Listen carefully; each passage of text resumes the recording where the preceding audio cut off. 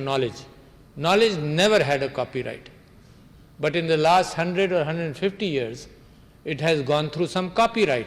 It is not freely available. It is not open source. And I spoke about that, and then I got elected to the World Dental Federation in 2007, and I implemented that fact in the World Dental Federation, that every speaker who was sponsored in the international dental conferences, he would not have a copyright on that lecture, because the sponsoring agency was the World Dental Federation, and therefore if there was no copyright, they established a website where all that knowledge was available. But that is related to continuing education. I probed, for example, Tufts University was very forthcoming, and they put a lot of their information and lectures to open source. It was necessary for example, in dental and medical fields, it was necessary to observe procedures as well besides theoretical knowledge. And now that is also possible, to be able to observe procedures, and it has been possible. So what has happened? Why are we so reluctant to accept that? And that's a question which, if we don't overcome that, I think those who don't manage to do that are being left behind. Countries, nations, people are being left behind. There is increasing poverty, there are available solutions. There is poor health, there are available solutions. But everybody is not easy, it is not easy for everybody to jump in. So it has to be led by governments, and it has to be led by knowledge institutions, which are the universities. If you actually follow what knowledge is like, you must recall historically what it was. There was, and since it was written, first it must have been verbal. How to light a fire must have been verbal, to be able to see that must have been verbal. But since mankind, humankind started writing things down, the earliest knowledge, maybe Iliads of Homer, and then you hear of philosophers like Socrates, who did not write actually, but Plato took up the task of transferring his knowledge into his dialogues, including the Republic, etc. Then onwards, but this was all handwritten. And therefore, the holder of this information was the teacher or the ustad. And the ustad and the teacher commanded tremendous respect over the ages, because he was the holder of knowledge. He had the written text, and he would write also in a written form. But then came the printing press, and that made knowledge easily dissipate, to be able to dissipate knowledge. That was the first technological progress in society as far as knowledge is concerned.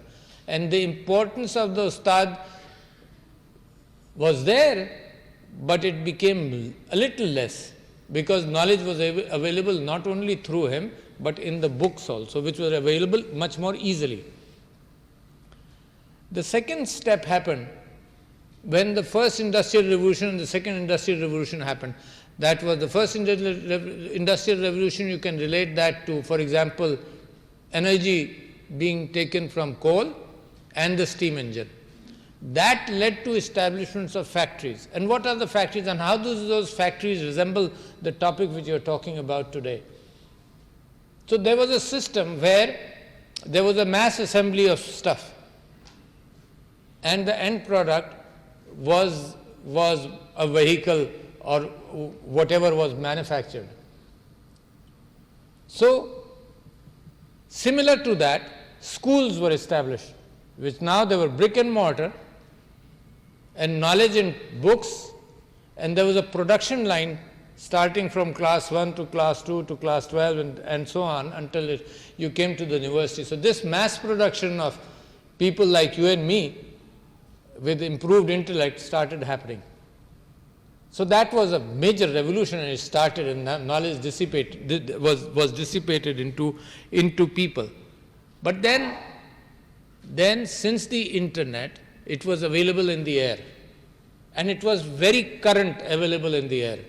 For example, today, if I were to read any book other than philosophy, philosophy will never age. So I am still reading, for example, you may not have known the philosopher Bertrand Russell. I was reading his book, his e-book really, on my e-book, Problems in Philosophy. So those philosophical issues never get old. But all knowledge other than that has been progressed upon. Everything becomes stale. Even our textbooks. And I am surprised that there is less realization with the Arbab-e-Ikhtiyar of the government in Pakistan about this fact, that textbooks, you decide on a textbook. It's been a year since the government of Pakistan and the Ministry of Education is trying to come over a consensus syllabus, at least of 70% consensus syllabus, and once the syllabus is decided, it will be, then the lessons will be put in, and the curriculum decided, the lessons will be put in, and it will go into printing, and this whole cycle would have taken 3 years or 4 years. And by the time the textbook is there, that knowledge which is being imparted to the class 1 or a class 3 or 4 may not change too much, but the ability to communicate keeps on changing. And I've seen that, and you've seen that in your life, that a good teacher is able to communicate well, sometimes with images, sometimes with his gestures, and sometimes following a logical platform.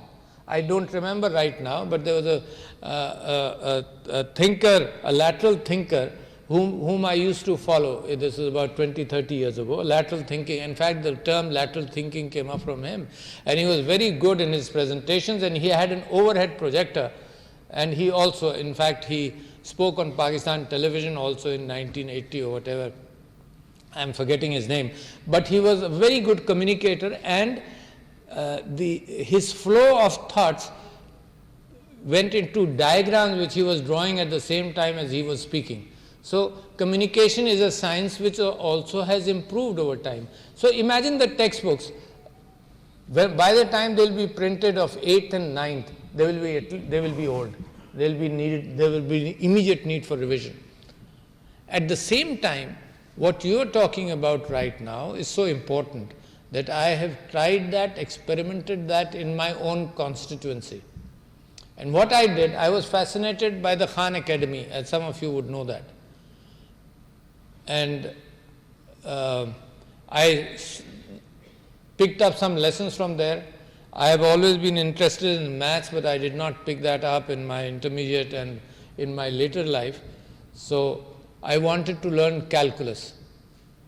And this is a story of maybe by itself is about 8 or 10 years old story. And I wanted to learn calculus, and I went to the Khan Academy, kept on learning, had problems, but then went back and kept on doing that. So the ability for a child to be able to, or in Pakistan, to be able to do that, to go back and do it on his own time with the same kind of attention as a teacher would give, that is a tremendous improvement and change in a system.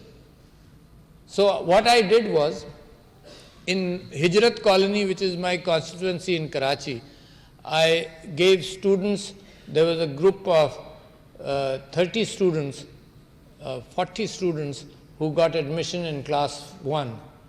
And with 20 of them, I gave them, through a sponsor, I gave them a pad to start learning. And these were the students who came in from scratch. They had no idea about knowledge at all. And the 20 went into the system as regular students. And by the end of the year, we found there was a tremendous difference between those who were given a pad to learn and those who were in the regular, either it was a rote learning system or whatever. There was a tremendous difference between both of them.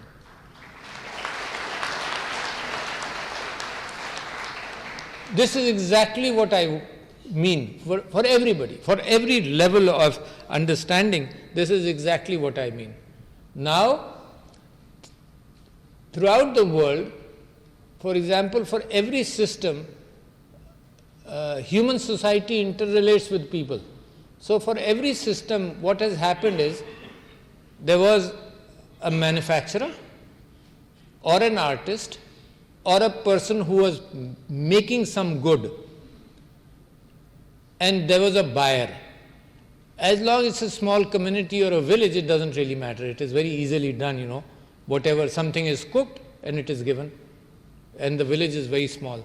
But as as communication, not communication in the air yet, as communication as like the Silk Road and physical communication started happening, goods were moved from areas of scarcity to areas, from areas where they were abundant to areas of scarcity, and that is what happened. This is the information system now taking over from information from somewhere else where there was a surplus of information.